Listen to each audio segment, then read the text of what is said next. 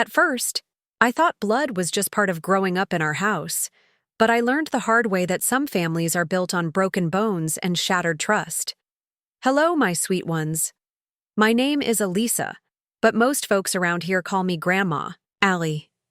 I'm 75 years old, and I've been carrying secrets in my heart for over 60 years now. Today, I'm finally ready to tell you a story that's been burning inside me like a coal that never quite goes cold. Before we jump back in, tell us where you're tuning in from, and if this story touches you, make sure you're subscribed, because tomorrow, I've saved something extra special for you. Springfield, Missouri in the 1950s was a place where neighbors knew your business before you did, where the smell of fresh bread from Miller's bakery mixed with the coal smoke from the train yard, and where little girls like me were supposed to be seen and not heard. The streets were lined with maple trees that turned golden every fall, and on Sunday mornings, the church bells from First Baptist would echo across our neighborhood like a call to confession. Our house sat on Elm Street, a modest two-story with peeling white paint and a front porch that creaked whenever the Missouri wind picked up.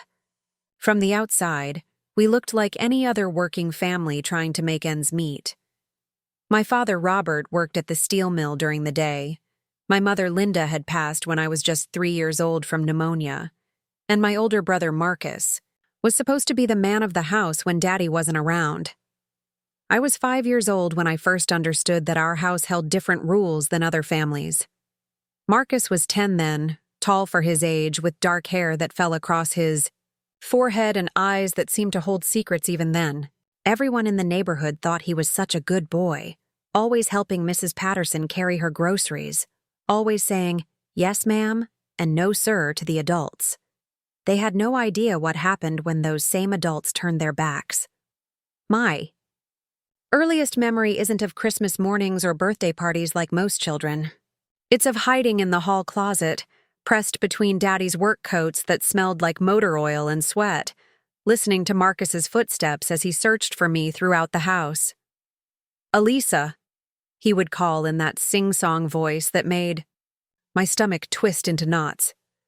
"Come out, little sister, I just want to play." But Marcus's games weren't like other children's games. His games involved locked doors and whispered threats about what would happen if I ever told anyone. His games left marks that I learned to hide under long sleeves and high socks, even during Missouri's sweltering summers. His games taught me that my body wasn't my own, that pain was just another word for attention, and that screaming only made things worse.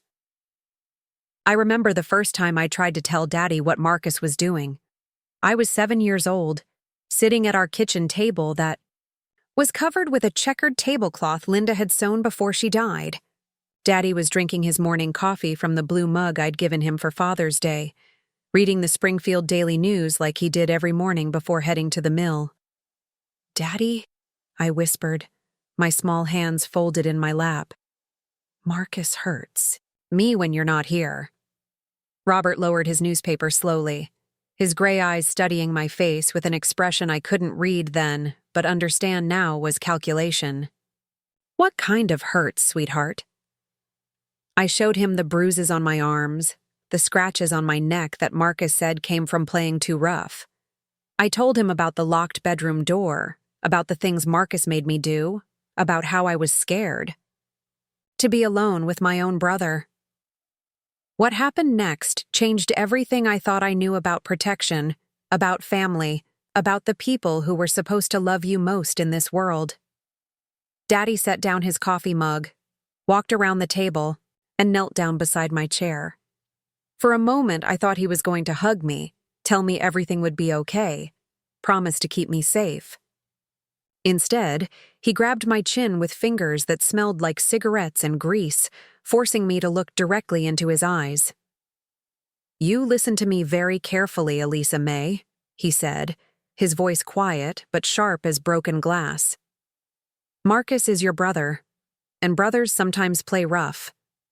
If you ever tell anyone outside this family about our business again, you'll wish Marcus's games were the worst thing that ever happened to you." That's when I learned that monsters don't just live under beds or in dark closets. Sometimes they live in the same house as you, share your last name, and sit across from you at the dinner table every single night. Life in the Reynolds house became a careful dance of survival after that conversation. I learned to move quietly through the hallways to make myself small and invisible when Marcus came looking for entertainment. I learned which floorboards creaked, which doors had locks that actually worked, and which hiding places would buy me a few extra minutes of safety. School became my sanctuary, the only place where I could pretend to be a normal little girl. My teacher, Mrs. Henderson, was a kind woman with soft gray hair and gentle hands, who noticed when I winced sitting down or when I wore long sleeves in warm weather.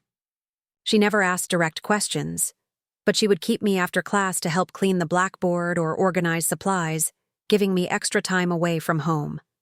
"You're such a bright girl, Allysa," she would say, watching me carefully as I erased the day's lessons from the board. "You have a beautiful mind. Don't ever let anyone convince you otherwise." I didn't understand then why she emphasized those words the way she did, but I held on to them like a lifeline. When Marcus would tell me I was stupid, worthless, only good for one thing, I would remember Mrs. Henderson's voice telling me I had a beautiful mind. By the time I turned 9, Marcus had grown bolder with his abuse. What started as rough games had escalated into something much darker and more violent. He seemed to take pleasure not just in hurting me physically, but in breaking down my spirit piece by piece. He would tell me that I deserved everything that happened to me, that I was asking for it somehow, that no one would ever believe me if I tried to tell. The worst part wasn't even the physical pain, though that was terrible enough. The worst part was the way he would act completely normal afterward, like nothing had happened. Preparing and narrating this story took us a lot of time, so if you are enjoying it, subscribe to our channel. It means a lot to us. Now back to the story. He would come downstairs for dinner, help Daddy with yard work, even walk me to school sometimes while the neighbors commented on what a good big brother he was. "You're so lucky to have Marcus looking out for you," Mrs. Patterson would say when she saw us walking together. "He's such a responsible young man." If she only knew that the responsible young man had locked me in the basement the night before, leaving me in complete darkness for hours while he told Daddy I was spending the night at a friend's house. If she only knew about the games, the threats, the way he had already begun teaching me that my body was currency in transactions I was too young to understand. It was the summer I turned 10 that everything changed in ways I never could have imagined. Daddy had been coming home later and later from work, often smelling like alcohol and cigarettes, talking in hushed tones on the telephone about people with names like Sal and Big Eddie. I didn't understand then that Robert Reynolds had gotten himself mixed up with Springfield's underground gambling scene, that he owed money to dangerous people, that his desperation was about to cost me everything I had left of childhood innocence. The men started coming to our house in late July. They would arrive after dark, parking their cars down the street and walking up to our back door, like shadows. I would hear their voices through the thin walls, talking about numbers and percentages, about collections and consequences. Daddy's voice among theirs always sounded smaller, more frightened, like he was asking for favors he knew he didn't deserve. Marcus seemed to know more about these meetings than I did. He would disappear from the house when the men came over, leaving me alone to wonder what business my father could possibly have with people who made him so nervous. It wasn't until the first week of August that I learned exactly what kind of business my father was willing to conduct. I was in my bedroom, playing with the small collection of dolls that had belonged to my mother, when I heard Daddy calling my name from downstairs. His voice had a strange quality to it, like he was trying to sound cheerful but couldn't quite manage it. I made my way down the creaky stairs, past the family photographs that lined the wall like witnesses to crimes they couldn't report. Our living room, sitting on the old sofa that Linda had covered with a yellow floral slipcover, were 3 men I had never seen before.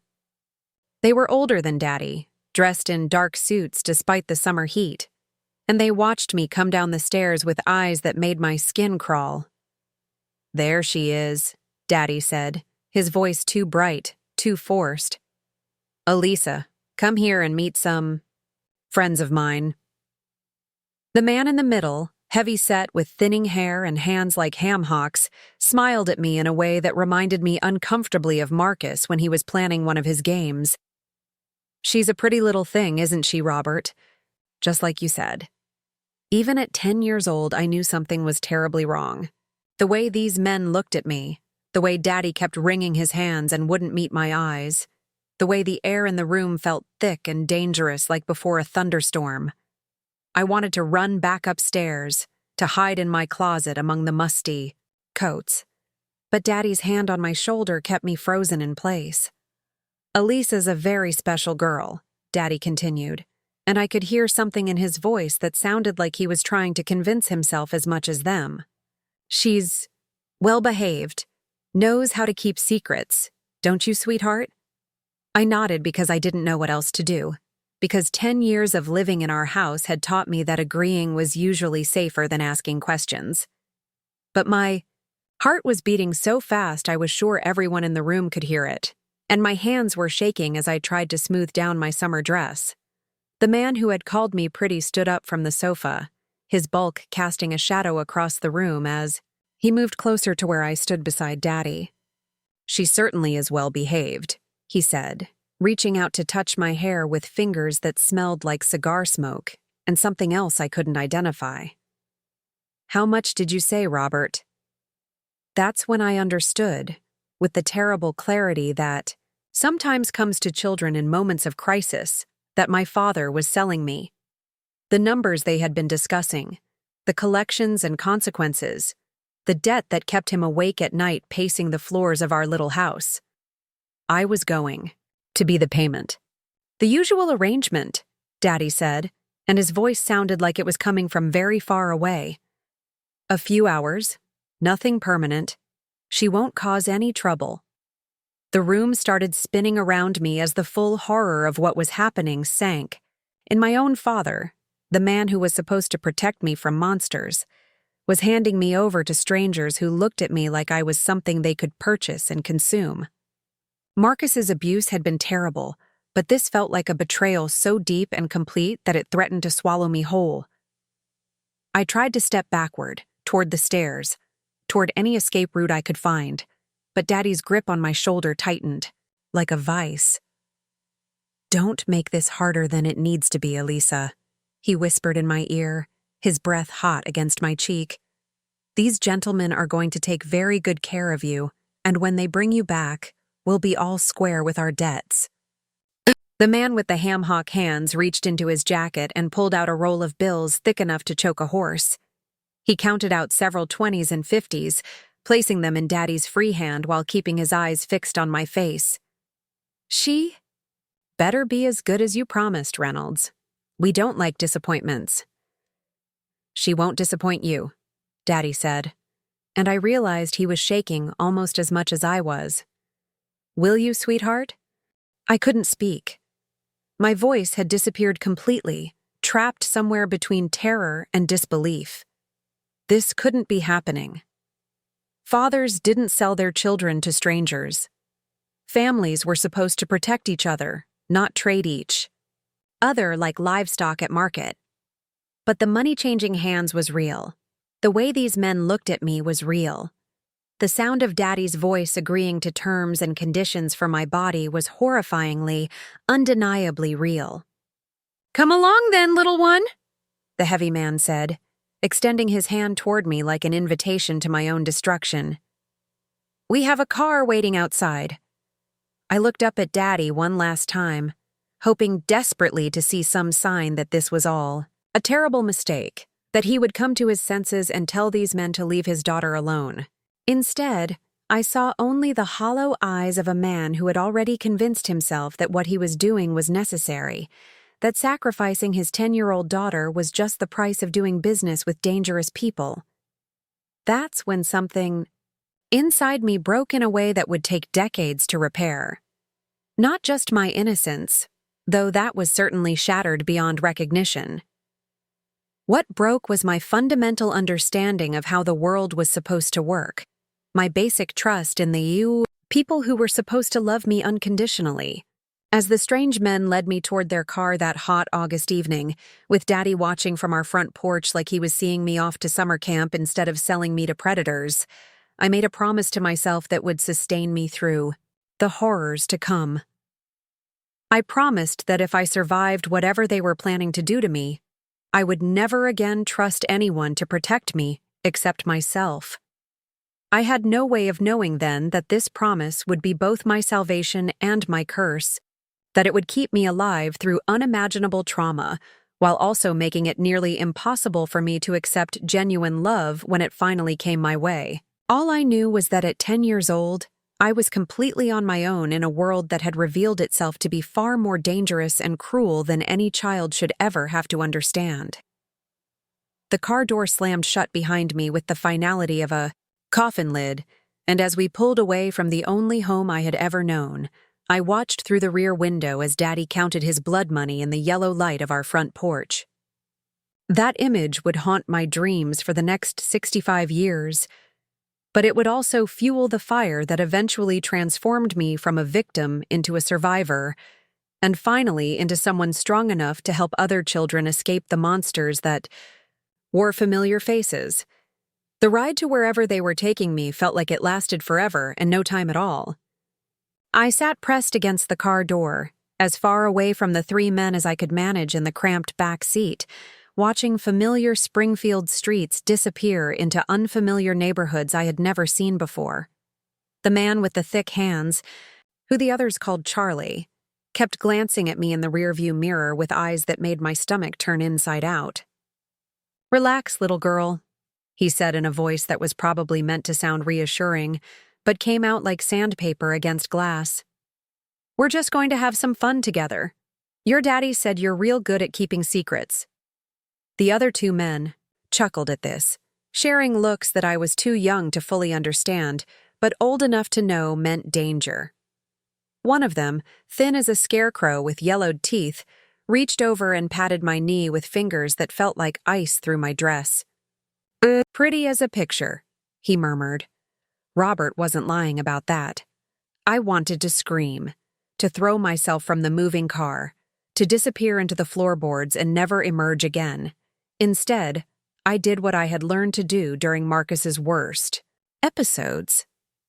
I went somewhere else in my mind, floating up above my body like smoke from Daddy's cigarettes, watching everything happen to someone else who just happened to look like me. The house they brought me to was on the outskirts of Springfield, down a dirt road that wound through pine trees and kudzu vines until it dead-ended at a cabin that looked like it had been forgotten by time itself. The windows were covered with thick curtains, and there were cars parked in the shadows behind the building like they were hiding from something. Inside, the air was thick with cigarette smoke and the sour smell of spilled alcohol. There were more men waiting, men who looked at me the same way Charlie and his friends did, men who passed money back and forth while discussing me like I was a piece of livestock they were considering purchasing. What happened in that cabin over the next several hours is something I've never told another living soul, not even the therapists who tried to help me decades later. Some memories are too poisonous to speak aloud, too sharp to handle even with the most careful words.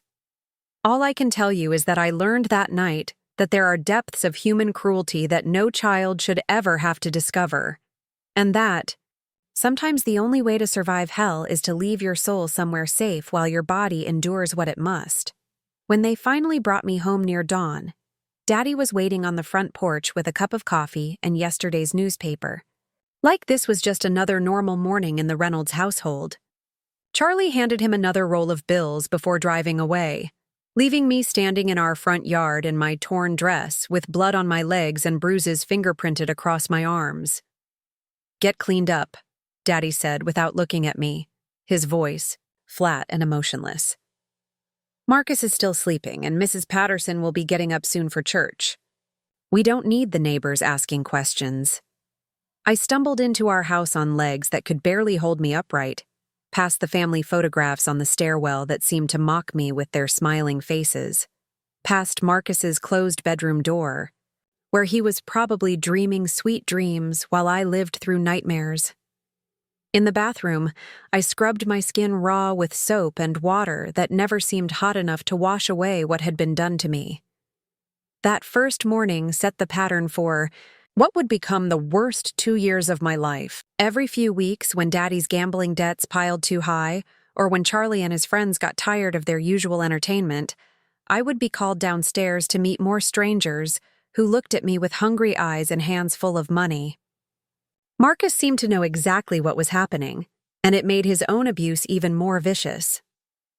"Look at little Allysa," he would whisper during his late-night visits to my room. "Daddy's special little earner. You think you're so important now, don't you? You think those men actually care about you?" He was wrong about that last part. I never thought those men cared about me. I knew exactly what I was to them, just like I knew what I was to Daddy and what I had always been to Marcus. I was something to be used, broken, and discarded when they were finished with me. The worst part wasn't even the physical pain, though that was constant and overwhelming. The worst part was watching my father count his blood money every morning after they brought me home, seeing him stack those bills like they were payment for honest work instead of the wholesale destruction of his 10-year-old daughter's innocence. School became impossible to navigate. I couldn't concentrate on arithmetic or spelling when my body ached from the previous night's horrors. I couldn't play with other children when I knew secrets that would horrify their parents. I couldn't raise my hand to answer questions when my voice had been stolen by men who told me that screaming only made things more exciting for them. Mrs. Henderson noticed the changes in me immediately. "Allysa, honey," she said one afternoon, as I sat staring blankly at a page of multiplication problems I couldn't focus on. "Is everything all right at home? You seem different lately." I wanted to tell her everything. I wanted to collapse into her gentle arms and sob out the whole terrible truth about Daddy's debts and Charlie's cabin and the way Marcus had started laughing when he heard me crying in my room at night. But Daddy's threats echoed in my ears, louder than any desire for help. "I'm fine, Mrs. Henderson," I lied, forcing a smile that felt like it might crack my face in half. "Just tired, I guess." She didn't believe me. I could see it in the way her eyes lingered on the bruises I tried to hide under long sleeves, in the way she found excuses to keep me after school, in the way she started keeping snacks in her desk drawer for the little girl who had stopped eating lunch. But there was only so much a teacher could do in 1962, when children were considered their parents' property, and asking too many questions could cost you your job. The abuse escalated as I got older, and the men grew bolder with their demands. What had started as a few hours away from home became overnight trips to places I had never seen before, hotels and cabins and back rooms of businesses where men with too much money and too little conscience gathered to indulge in appetites that should have landed them in prison. Daddy had rules, of course. Nothing that would leave permanent marks. Nothing that would interfere with school. Nothing that might draw unwanted attention from authorities who could ask uncomfortable questions. But those rules were flexible when the price was right, and there always seemed to be someone willing to pay extra for the privilege of breaking them. By the time I turned 11, I had learned to disconnect so completely from my body that I sometimes forgot to come back to it, for days at a time. I would float through school and meals and conversations like a ghost haunting her own life, watching everything happen from a safe distance where nothing could hurt me anymore. Marcus found this new detachment infuriating. "Look at her," he would complain to Daddy when I failed to react to his increasingly creative torments. "She's like a walking corpse. The men are going to start complaining if she doesn't show some life." Daddy's solution was to start giving me pills before the visits, small white tablets that made everything fuzzy around the edges, but somehow made the pain sharper at the same time. "This will help you be more responsive," he explained with the same tone he might use to discuss taking medicine for a cold. "Charlie says the clients prefer girls who participate." The pills were probably the beginning of the end of my childhood, the final nail in the coffin of any innocence I might have still been clinging to. They made me compliant when I wanted to fight, emotional when I needed to be numb, present in my body when my mind desperately needed to escape. It was during one of these medicated episodes that I met Dr. William Pierce, a respectable family physician who paid extra for the privilege of bringing his medical bag to our sessions. He was different from the other men, quieter and more methodical in his cruelty, but also more talkative. "You know, Allysa," he said during one of his visits, speaking to me like we were having a normal conversation instead of him violating every oath he had ever taken as a doctor. "You're getting older now. Soon you'll be too old for this kind of work." I was 12 then, though I felt ancient. "What happens then?" I asked, my voice small and distant thanks to whatever Daddy had given me that evening. Dr. Pierce smiled in a way that made my skin crawl. "Well, that depends on your father's debts, doesn't it? But there are other kinds of work for girls who know how to keep secrets. More permanent arrangements with men who like to have pretty things around the house." The implication was clear, and it terrified me more than anything that had happened so far. The visits were horrible, but they had an endpoint. I could float away during them and come back to myself afterward, damaged but still fundamentally me. But a permanent arrangement meant no coming back, no floating away, no hope of ever escaping the nightmare my life had become. That night, lying in my bed with fresh bruises blooming across my ribs and Dr. Pierce's words echoing in my ears, I made a decision that would change everything. I couldn't keep waiting for someone to save me because no one was coming. Mrs. Henderson cared, but she couldn't fight the entire system. Marcus was part of the problem, not the solution. And Daddy had made his choice long ago when he decided his gambling debts were more important than his daughter's safety. If I was going to survive, if I was going to escape before they sold me permanently to some monster who would keep me locked in his basement forever, I would have to save myself. I was 12 years old, broken in ways that might never heal, but I was still alive. As long as I was alive, there was hope. I started small, stealing quarters from Daddy's dresser and hiding them in a hole I dug behind the tool shed. I memorized bus schedules that I found in the library, studying maps of Missouri and surrounding states like they were sacred texts. I practiced being invisible, moving through our house like a shadow, so Daddy wouldn't think to use me when unexpected debts came due. Most importantly, I started fighting back against Marcus in small ways that he couldn't quite put his finger on. I hid his favorite shirt so he'd be late for school. I put salt in his coffee when he wasn't looking. I spread rumors among his friends that he wet the bed, which wasn't true but damaged his reputation enough to make him furious. "What's gotten into you lately?" he demanded one evening after discovering that I had hidden his homework in the garbage disposal. "You're acting like you think you're tough or something." "Maybe I am tough," I replied, meeting his eyes for the first time in years. "Maybe you should be careful." He hit me for that, of course, a backhand across the face that split my lip, and sent me tumbling into the kitchen wall. But for the first time since this whole nightmare began, I felt something other than fear or numbness. I felt anger, clean and bright and sharp as a blade. Anger, I discovered, was much more useful than fear. Fear made me small and compliant and easy to hurt. Anger made me dangerous, and dangerous people were harder to control than frightened children. The change in me didn't go unnoticed. Charlie complained to Daddy that I had become difficult during visits, less cooperative than I used to be. Some of the other men started requesting different girls, younger ones who hadn't yet learned to bite and scratch and fight back with the fury of someone who had nothing left to lose. "You're going to ruin this for both of us," Daddy warned me, after a particularly unsuccessful evening where I had given one of his clients a black eye and torn another one's shirt. "These men have expectations, and if you can't meet them, they'll find someone who can." "Good," I said, my voice steady despite the way my hands were shaking. "Let them find someone else." He slapped me then, hard enough to knock me off the kitchen chair where I had been sitting.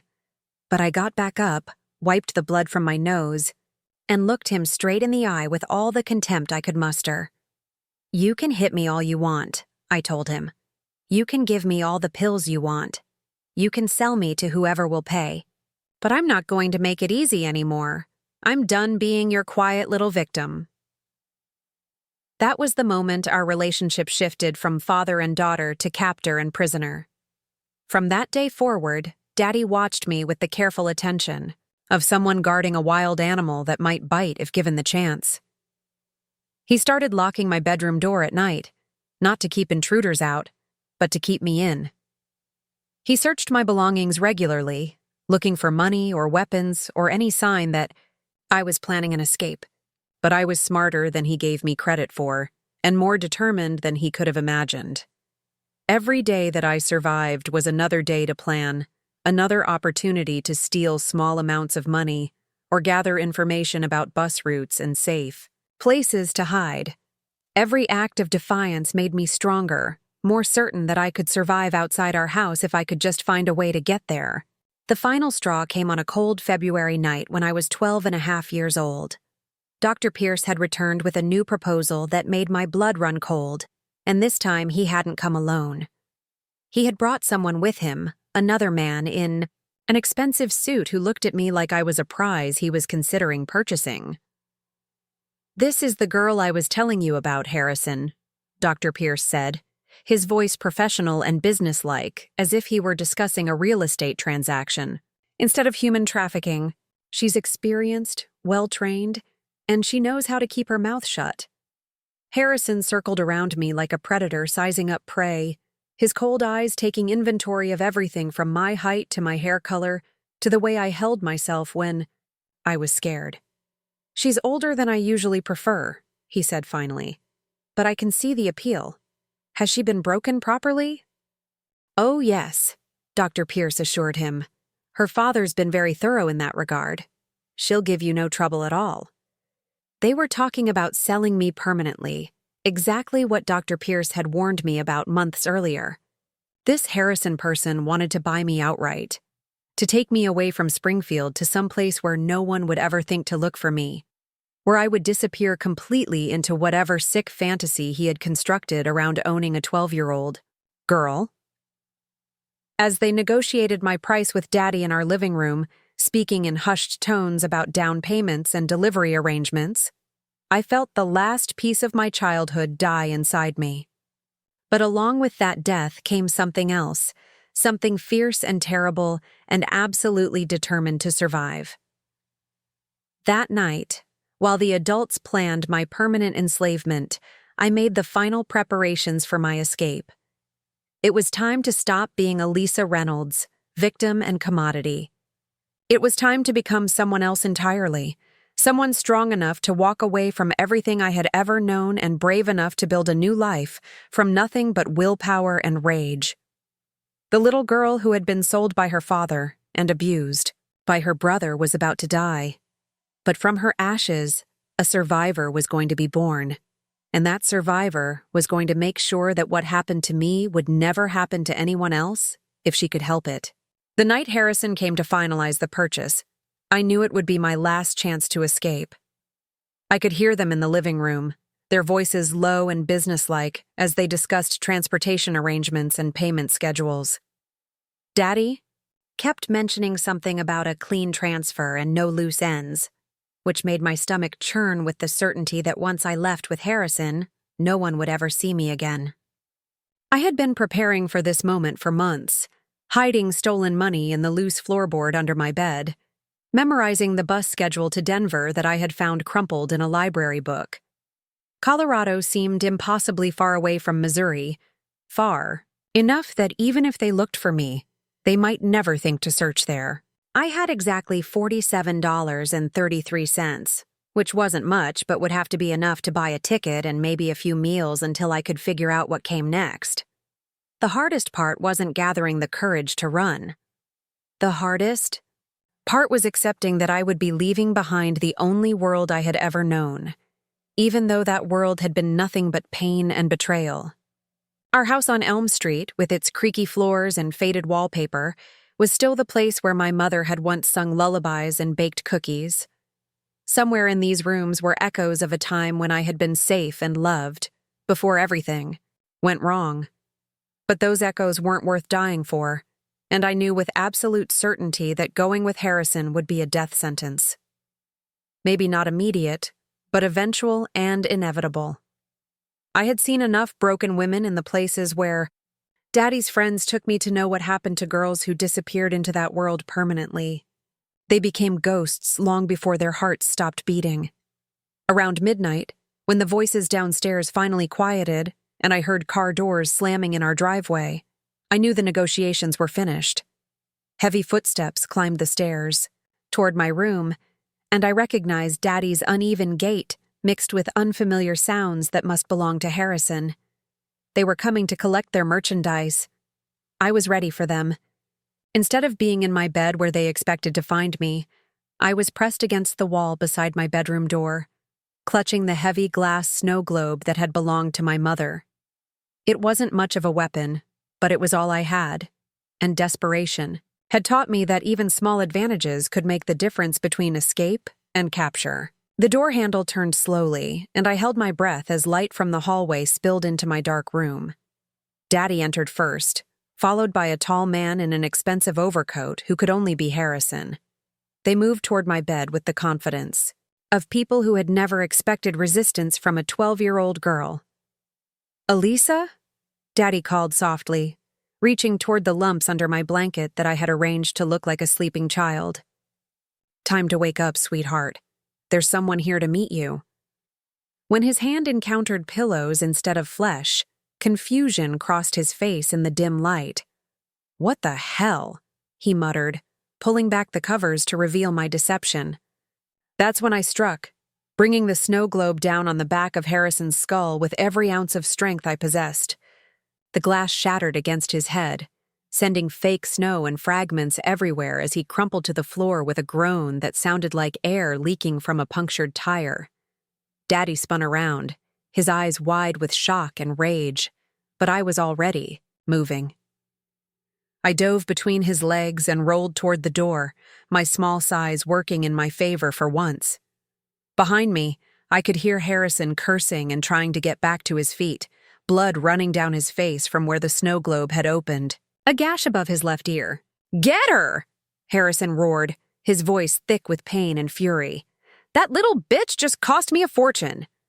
I ran down the hallway toward the stairs, my bare feet silent on the worn carpet while heavy boots thundered behind me. Daddy was closer than I liked, his longer legs eating up the distance between us, but rage and terror had given me speed I didn't know I possessed. The front door seemed impossibly far away as I flew down the steps, taking them 3 at a time and nearly tumbling.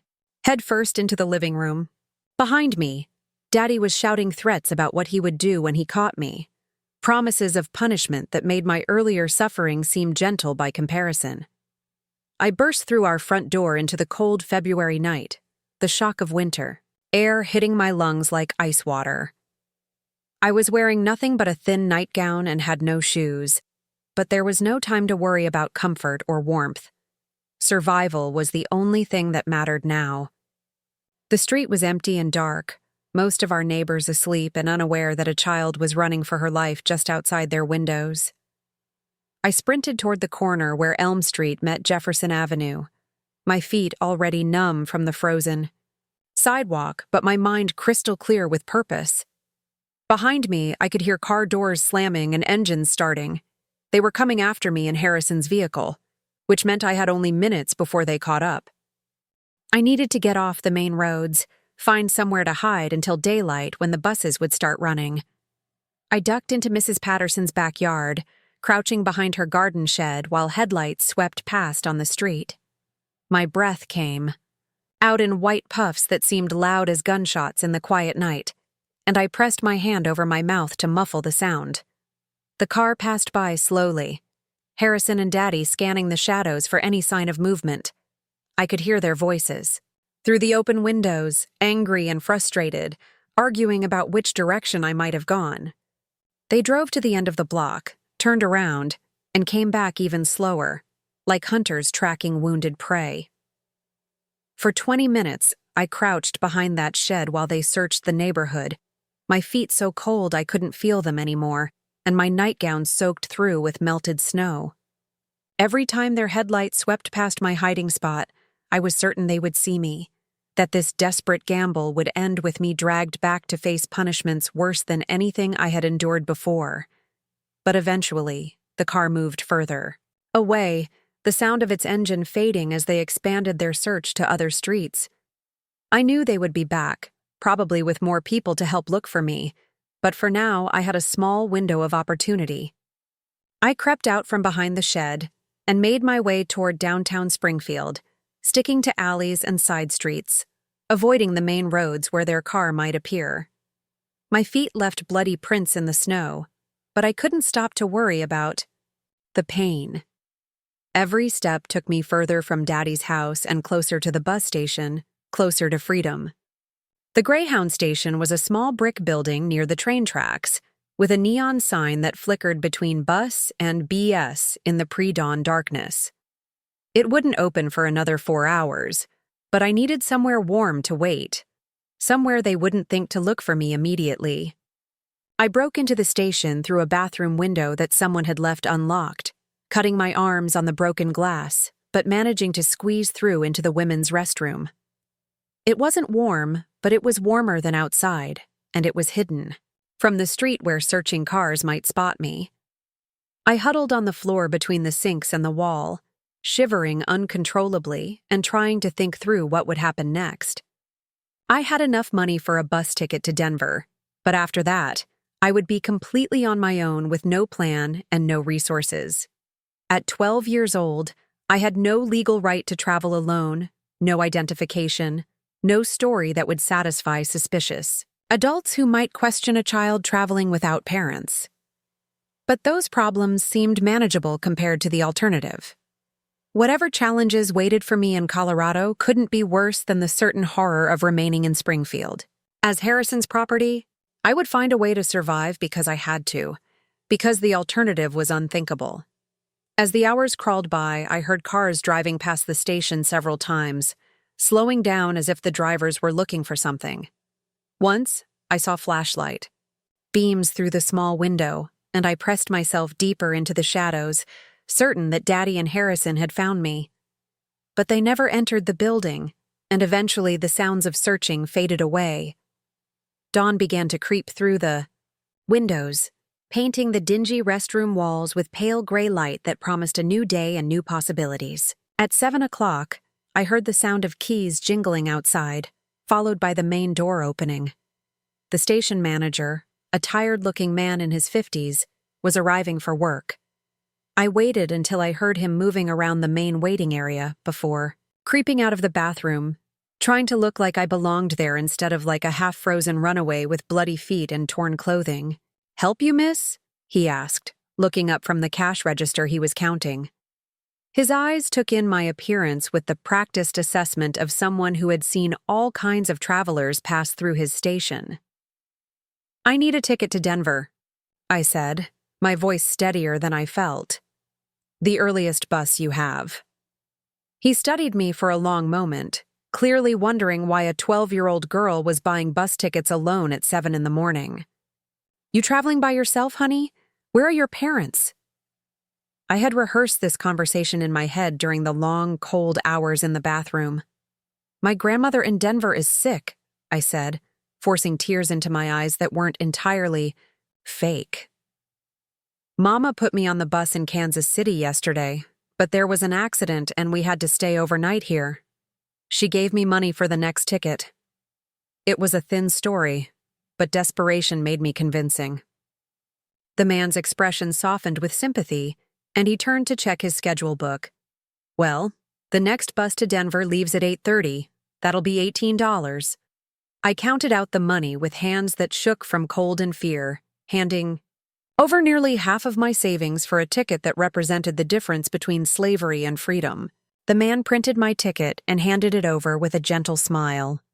"You wait right here in the warm station, sweetheart," he said, "and when you get to Denver, you make sure someone's there to meet you, all right?" I nodded and clutched the ticket, like it was made of gold instead of paper. 1 hour and 23 minutes until the bus arrived. 1 hour and 23 minutes until I could leave Springfield forever and become someone new. Someone who wasn't defined by what had been done to her. I spent that time watching the street through the station windows, jumping every time a car slowed down or someone walked past. Twice, I was certain I saw Daddy's truck driving by, and I ducked behind a rack of travel brochures until the coast was clear. But as 8:30 approached and I heard the rumble of the Denver bus pulling into the station, I began to believe that I might actually escape. The driver, a large black man with kind eyes, helped me up the steps with careful concern for my obvious injuries. "You all right, little sister?" he asked quietly, his voice full of genuine worry. "You look like you've been through something rough." "I'm going to be all right," I told him, and for the first time in years, I believed those words might actually be true. "I'm going to see my grandmother." He nodded and didn't ask any more questions, perhaps understanding that some stories were too painful to tell strangers. I made my way to a seat near the back of the bus, as far from the front windows as I could get, and settled in for the long journey to a state I had never seen and a future I couldn't imagine.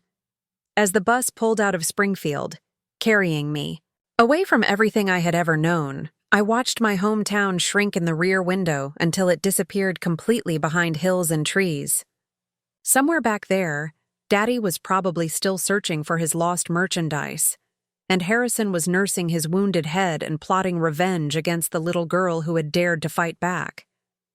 But they were part of my past now, and I was riding toward a future where I would write my own story instead of being a character in someone else's nightmare. I was no longer Allysa Reynolds, victim and commodity. I was just Allysa, survivor and refugee, carrying nothing but $47 and a determination to build a life worth living. The bus rolled west across Missouri toward the Colorado border, and with every mile that passed beneath its wheels, I felt pieces of my old self falling away like dead skin.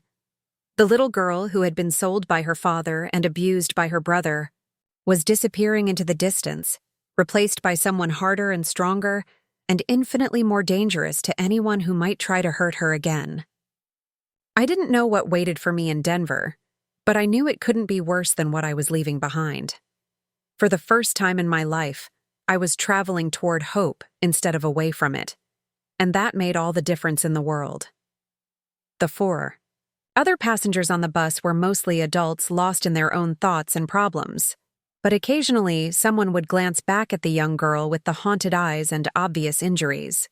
A woman in a blue coat offered me a sandwich around noon, and a businessman gave me his jacket when he saw me shivering. These small kindnesses from strangers reminded me that not all adults were monsters, that somewhere in the world there were people who helped children instead of hurting them. It was a revelation that would take years to fully accept, but the seeds of that understanding were planted during those long hours on the Greyhound bus to Denver. By evening, the flat plains of Missouri had given way to the rolling hills of Kansas, and I could see mountains beginning to rise on the western horizon like purple shadows against the sunset sky. Colorado was out there waiting for me, vast and unknown, and full of possibilities I couldn't yet imagine. As night fell, and most of the other passengers dozed in their seats, I pressed my face against the cold window and made promises to myself about the woman I would become. I would never again allow anyone to sell me or hurt me or treat me like property. I would learn to protect myself and others who couldn't protect themselves. I would transform the pain of my childhood into strength for my adulthood. I didn't know then that keeping those promises would take decades of struggle, therapy, and hard-won wisdom. I didn't know that the road from victim to survivor to healer would be long and difficult, marked by setbacks and breakthroughs in equal measure. All I knew was that I was alive and free and heading toward a sunrise I had never seen before. And sometimes, when you're 12 years old and running for your life, that's enough to build a future on. Denver in 1965 was a city caught between its frontier past and its metropolitan future, with towering mountains watching over sprawling neighborhoods like ancient guardians. When I stepped off the Greyhound bus into the thin Colorado air, I felt like I had landed on another planet entirely. The altitude made my lungs burn, the dry wind stung my eyes, and everywhere I looked, there were strangers who had no idea that a 12-year-old girl with $29 left to her name was about to try to disappear into their city. The bus station was bigger than Springfield's, with vending machines that hummed and fluorescent lights that buzzed overhead like trapped insects. I bought a candy bar and a bottle of Coca-Cola with some of my remaining money, then sat on a hard, plastic bench trying to figure out what came next.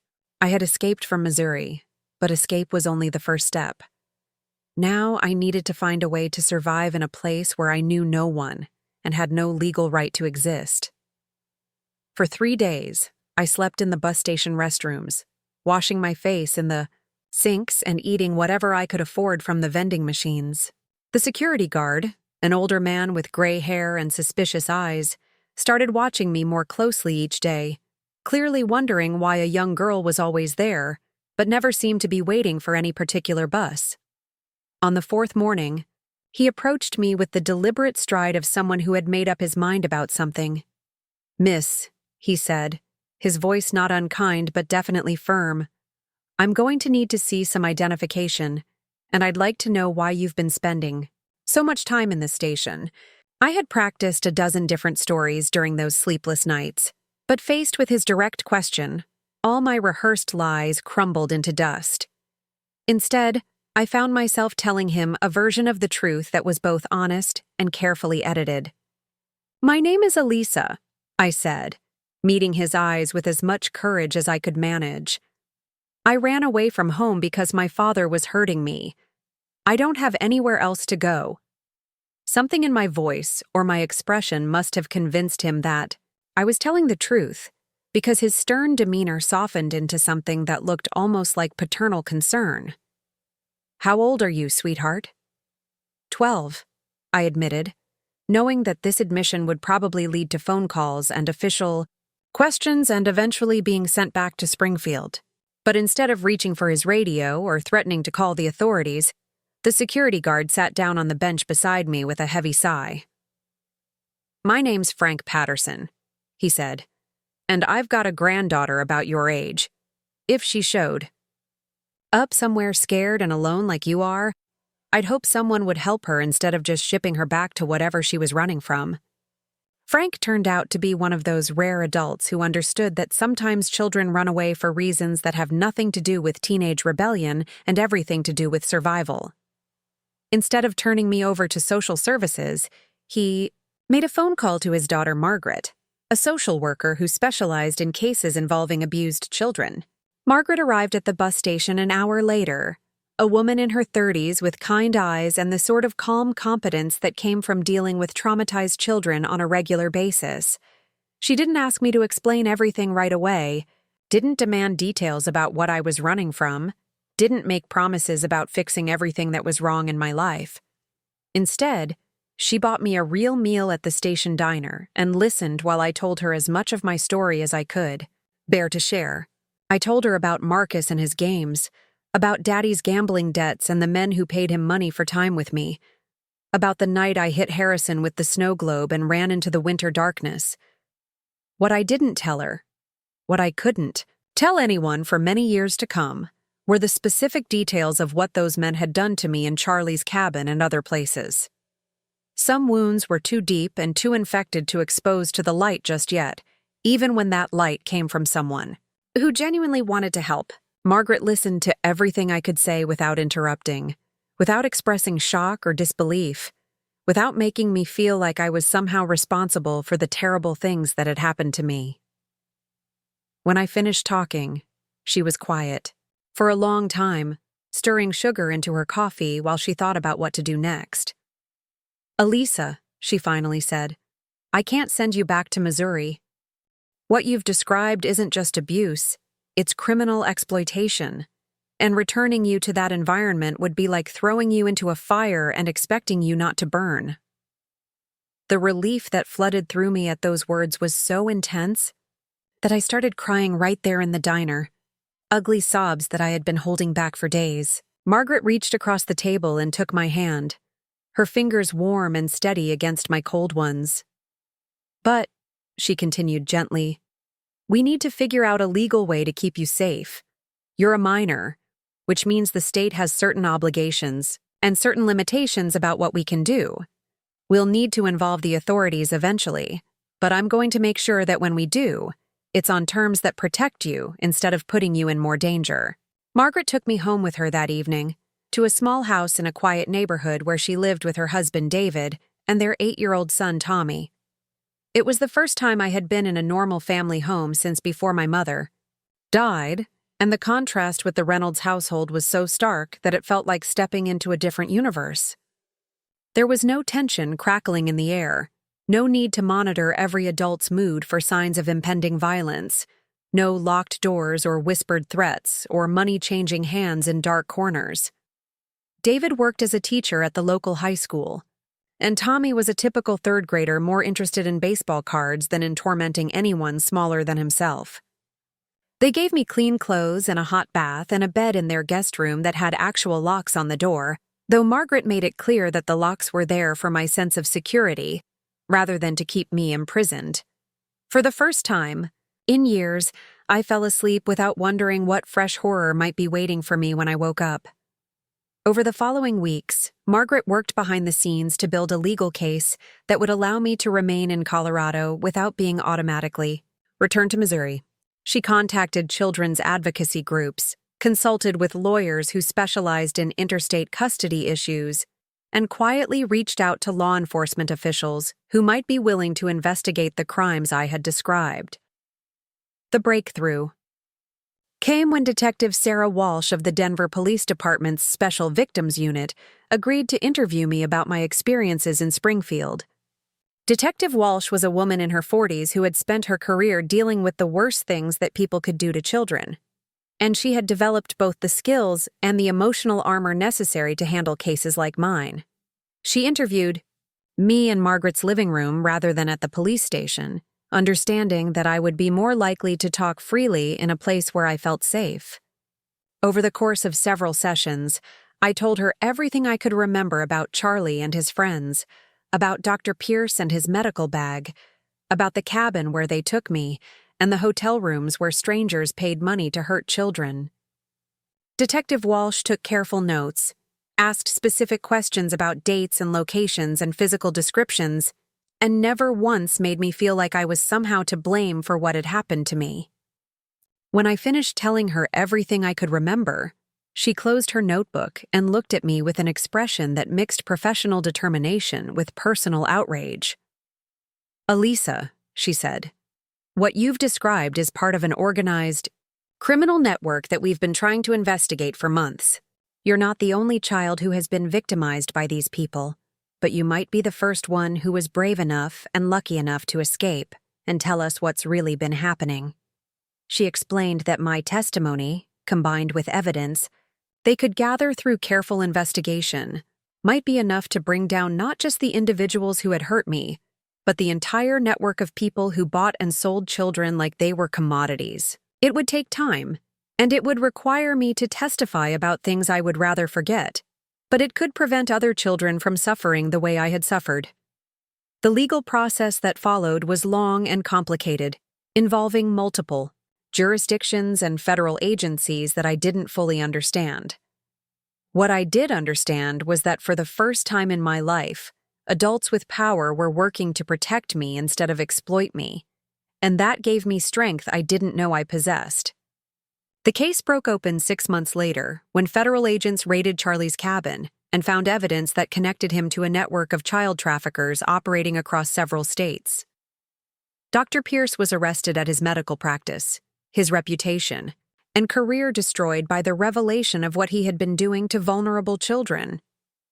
Even Harrison, who had tried to buy me permanently, was tracked down and charged with attempted human trafficking. My father, Robert, was arrested at the steel mill where he worked, led away in handcuffs while his co-workers watched in shocked silence. The newspapers described him as a key figure in a child exploitation ring, a man who had sold his own daughter to pay gambling debts. Marcus, still a minor himself at 17, was placed in juvenile detention while authorities tried to determine the extent of his involvement in the crimes. I felt no satisfaction when I learned about their arrests, no sense of justice served or wrongs made right. What I felt was a complex mixture of relief and guilt, and something that might have been grief for the family I had once thought I belonged to. These people had hurt me in ways that would take decades to heal, but they were also the only family I had ever known, and losing them felt like another kind of death. The trial took place almost a year after I had escaped from Springfield, in a federal courthouse in Kansas City that felt like a temple to justice I wasn't sure I believed in. I was 13 by then, older and stronger, but still small enough that I needed a booster seat to see over the witness stand where I would have to tell my story to a room full of strangers. Margaret and Detective Walsh prepared me carefully for what to expect, explaining that the defense lawyers would try to discredit my testimony by suggesting that I was lying, or confused, or somehow responsible for what had happened to me. They warned me that seeing my father and brother again would be difficult, that they would probably try to make eye contact with me in an attempt to intimidate me into changing my story. But when the day came to testify, I found that I was ready for them in ways I hadn't expected. The little girl who had been too frightened to speak up for herself was gone, replaced by a young woman who understood that her voice might be the only thing standing between other children and the same fate she had barely escaped. I told the truth, all of it, in clear and precise language that left no room for misinterpretation. I described what each man had done to me, how much money had changed hands, where the crimes had taken place, and how long they had continued. I looked directly at my father and brother as I spoke, meeting their eyes with steady confidence that said I was no longer afraid of them. The defense attorneys did exactly what Margaret had predicted, trying to paint me as a troubled teenager who had made up elaborate stories to get attention or avoid responsibility for running away from home. They suggested that I had been coached by overzealous prosecutors, that my memories were unreliable, that a 13-year-old couldn't possibly understand the implications of the accusations she was making. But the physical evidence supported my testimony, and other victims had come forward with similar stories after news of the arrests made it safe for them to speak. The jury deliberated for less than 6 hours before returning guilty verdicts on all major charges. My father was sentenced to 25 years in federal prison for child trafficking and racketeering. Dr. Pierce received 30 years for his role in the conspiracy and his abuse of his medical license. Charlie and several of his associates got sentences ranging from 15 to 40 years, depending on their level of involvement and their criminal histories. Marcus, as a juvenile, received a lighter sentence but was required to undergo extensive psychological evaluation and treatment. The judge made it clear that his youth was the only thing that had saved him from adult prosecution, and that any future crimes would result in the full weight of the law being brought against him. When it was all over, when the last appeal had been filed and the last sentence handed down, I found myself in an unexpected position. I was free, legally and practically, from the people who had hurt me. They were all in prison or under court supervision, unable to reach me or threaten me or sell me to anyone else. But freedom, I discovered, was more complicated than I had imagined when I was 12 years old and planning my escape. Freedom meant taking responsibility for building a life from scratch with no family to fall back on and no clear path forward. Freedom meant learning to trust people again after years of betrayal, learning to form healthy relationships after a childhood defined by exploitation and abuse. Margaret and David formally adopted me on my 14th birthday, giving me their last name and a legal place in their family that felt like the most precious gift I had ever received. Tommy, who had been like a little brother to me from the moment I arrived in their house, was officially my brother now, and he took his new role seriously.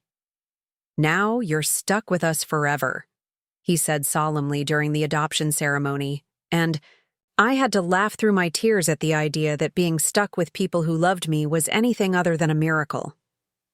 The legal resolution of my case gave me a sense of closure that I hadn't expected, a feeling that justice had been served even if it couldn't undo the damage that had been done.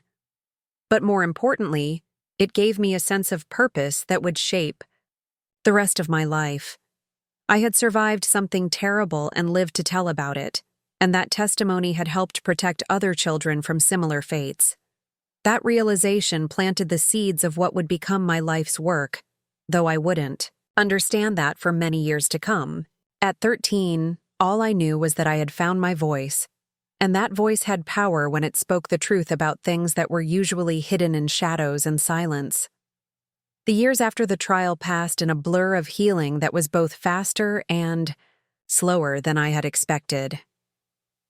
Margaret and David enrolled me in therapy with Dr. Elena Rodriguez, a specialist in childhood trauma, who understood that recovery wasn't a straight line from broken to whole, but rather a winding path with setbacks and breakthroughs in equal measure. High school was challenging in ways I hadn't anticipated. While other teenagers worried about homework and dating and college applications, I was learning basic social skills that most people take for granted. How to trust a friend with a secret that wasn't life-threatening. How to accept a compliment without searching for hidden motives. How to be touched by another person without flinching or dissociating. My grades were excellent because studying gave me something concrete to focus on when the memories became too overwhelming. I threw myself into literature and psychology courses, fascinated by stories of people who had overcome impossible circumstances and theories about how the human mind heals from trauma. It was during my senior year that I met James, a quiet boy in my English class who seemed as uncomfortable with typical teenage social dynamics as I was. He had his own reasons for being guarded, his own family secrets that had taught him to be careful with trust, and somehow we found safety in each other's damaged spaces. Our relationship developed slowly, built on conversations about books and dreams rather than the physical attraction that seemed to drive most high school romances. James was patient with my boundaries, understanding when I needed space, never pushing for explanations about why certain words or gestures would send me spiraling into panic attacks. When I graduated at 17, I knew I wanted to study social work in college, to learn the skills necessary to help other children who were trapped in situations like the one I had escaped. Margaret was thrilled by my choice, having seen how naturally I connected with the younger children at the crisis center where she worked. College at the University of Colorado was my first real taste of independence, and it terrified me as much as it excited me. For the first time since my escape from Springfield, I was living away from Margaret and David's protective presence, navigating relationships and responsibilities entirely on my own. My dorm mate freshman year was a girl named Susan from a loving middle-class family who had never experienced anything worse than her parents' messy divorce. She was kind and well-meaning, but her innocent questions about my childhood and family background felt like landmines I had to navigate carefully. I had become skilled at crafting partial truths that satisfied people's curiosity without revealing the full horror of my early years. My birth parents had problems with addiction, I would say, or I was lucky to be adopted by wonderful people when I was young. These explanations protected both my privacy and other people's comfort, allowing me to function in normal social situations without constantly reliving my trauma. In my social work classes, I excelled at understanding the theoretical frameworks of abuse and neglect, but struggled when role-playing exercises required me to pretend to be a victim seeking help. My professors noticed my unusual combination of academic excellence and emotional distance, and several pulled me aside to suggest that I might benefit from additional counseling support. It was Dr. Patricia Chen, my professor in a course called Intervention Strategies for At-Risk Youth, who finally asked me the direct question I had been avoiding for years. "Allysa," she said after class one day, "you have insights into the psychology of abused children that go far beyond textbook and knowledge. Have you considered that your personal experiences might be both your greatest strength and your biggest obstacle in this field?" That conversation forced me to confront a truth I had been dancing around since I started college. I couldn't help other children heal from trauma until I had done more work on healing my own wounds. The surface repairs I had accomplished through therapy and time were not sufficient for the deeper work of becoming a truly effective advocate for vulnerable children. I spent the summer between my sophomore and junior years in intensive therapy, finally ready to excavate the memories I had buried deepest. Dr. Rodriguez helped me process not just what had been done to me, but my complicated feelings of guilt, anger, and grief about the family that had betrayed me so completely. The hardest part wasn't reliving the abuse itself, but confronting my lingering belief that I had somehow deserved or caused what happened to me. Even years later, even knowing intellectually that children are never responsible for adult crimes against them, part of me still carried the shame that my abusers had planted in my psyche. Shame, Dr. Rodriguez explained, is the weapon that abusers use to keep their victims silent even after the abuse ends. It's the voice that tells you that you're damaged goods, that no one could love you if they knew the truth, that you're somehow complicit in your own victimization. Learning to distinguish between guilt that belonged to me and guilt that belonged to my abusers was like performing surgery on my own soul. It was painful and precise work that required me to examine every memory, every emotion, every automatic response that had been shaped by years of trauma. But as I healed, I also discovered reserves of strength and compassion that my suffering had created. I could sit with other people's pain without being overwhelmed by it because I had learned to survive my own. I could recognize the signs of abuse that others might miss because I had lived through every variation of manipulation and control. When I returned to school for my junior year, I was ready to channel my personal experience into professional expertise. I volunteered at a local crisis center for children, started a support group for college students who were survivors of childhood abuse, and began developing ideas for my senior thesis on trauma-informed intervention strategies. James had waited for me through my summer of intensive healing, understanding without being told that I needed space to do the difficult work of recovery. When I came back to campus, we picked up our relationship with a deeper level of intimacy and trust than we had achieved before. "You're different," he said one evening as we walked through the campus quad under stars that seemed impossibly bright, in the thin Colorado air. "Stronger, but also softer somehow. Like you've finally figured out how to be both tough and tender at the same time." He was right. The girl who had run away from Springfield had been all sharp edges and defensive. Walls, armored against a world that had proven itself dangerous and untrustworthy. The woman I was becoming had learned to lower those walls selectively, to trust carefully but genuinely, to love without losing herself in the process. After graduating with honors, I was accepted into a master's program in clinical social work with a specialization in child advocacy. My thesis research focused on developing screening protocols that could identify trafficked children more effectively, drawing on my own experience to understand the subtle signs that trained professionals often missed.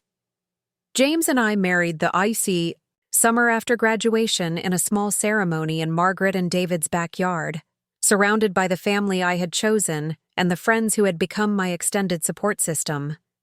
Margaret walked me down the aisle, tears streaming down her face as she whispered, "Your mother would be so proud of the woman you've become." My first job was with Colorado's Department of Human Services, investigating reports of child abuse and neglect in cases that other social workers found too challenging or complex. I had a reputation for being able to connect with children who had been too traumatized to trust other adults, perhaps because they recognized something familiar in my eyes. One case in particular changed the trajectory of my career forever. Lisa was an 8-year-old girl whose teacher had reported suspicious bruises and behavioral changes, but who refused to speak to any of the investigators who had been assigned to her case. When I met Lisa, she was huddled in a corner of the school counselor's office, her arms wrapped around her knees and her eyes fixed on some invisible point on the floor. She had the same hollow expression I remembered seeing in my own reflection during the worst periods of my childhood. I sat down on the floor beside her, not trying to make eye contact or ask questions, just sharing her space in comfortable silence. After almost an hour, she finally spoke. "They don't believe children," she whispered, her voice so quiet I had to lean closer to hear her. "Adults always believe other adults instead." "I believe children," I told her, and something in my voice must have convinced her that I was telling the truth. "I believe you, whatever you need to tell me." What Lisa told me over the following weeks was a story that echoed my own in too many ways to be coincidental. Her stepfather was selling access to her to friends and acquaintances, using the money to fund his gambling addiction while her mother worked double shifts and remained oblivious to what was happening in her own home. Building a case against Lisa's abusers required patience, creativity, and a deep understanding of how trafficking networks operate to avoid detection. But my experience had taught me what evidence to look for, what questions to ask, and how to document crimes that perpetrators work hard to keep invisible. The successful prosecution of Lisa's case brought me to the attention of federal agencies that were expanding their efforts to combat child trafficking. I was recruited by the FBI's Innocent Images National Initiative, a program designed to identify and rescue children who were being exploited through organized criminal networks. Working with federal law enforcement was both more rewarding and more heartbreaking than anything I had done before. The scope of the problem was vast, with thousands of children being bought and sold across state and international borders every year. But our successes, when they came, saved lives in ways that felt directly connected to my own survival story. Over the years, James and I built a life together that was grounded in mutual respect, shared values, and a commitment to using our experiences to help others. He became a teacher, working with at-risk youth in Denver's public schools while I continued to develop expertise in trauma-informed investigation techniques. We had 2 children of our own, Michael and Sarah, who grew up knowing that their mother had survived terrible things, but never knowing the specific details that might have burdened their own childhoods with unnecessary darkness. They understood that our family was committed to protecting vulnerable children, and they were proud of the work we did even when they couldn't fully comprehend its scope. When I turned 45, I made the decision to leave federal law enforcement and start a nonprofit organization focused on training professionals to identify and respond to child trafficking. The Innocence Project, as we named it, combined my practical experience with academic research to develop protocols that could be implemented by schools, hospitals, social service agencies, and law enforcement departments. The organization grew rapidly, attracting funding from foundations and government agencies that recognized the need for specialized expertise in this area. We trained thousands of professionals across the country, developed screening tools that were adopted by multiple states, and directly assisted in the identification and rescue of hundreds of trafficked children. But the work that meant the most to me was the survivor support program we created, offering counseling, legal assistance, and practical support to children who had escaped trafficking situations. Many of these young people reminded me of myself. At 12 years old, traumatized and suspicious but desperate for someone to believe their stories and help them build new lives. "You understand us," one 15-year-old survivor told me during a group therapy session. "You know what it's like to have adults look at you like you're lying when you tell them the worst truth you've ever had to speak." That understanding, born from my own suffering and refined through decades of healing work, became the foundation of everything we accomplished. I could sit with these children's pain because I had learned to sit with my own. I could offer them hope because I had discovered that healing was possible even after the most devastating betrayals. Now, at 75, I look back on a life that was nearly destroyed by evil people, but was ultimately defined by the good people who helped me survive and thrive. Margaret and David, both gone now, left me with the gift of understanding what healthy family relationships could look like. James continues to be my partner in all things, the person who taught me that love could be safe and sustaining rather than dangerous and conditional. Michael and Sarah have families of their own now, raising my grandchildren with the same values of compassion and justice that guided our household. They work in fields that allow them to continue the family tradition of service, carrying forward the legacy of transformation that began when a 12-year-old girl decided she would rather risk death than accept slavery.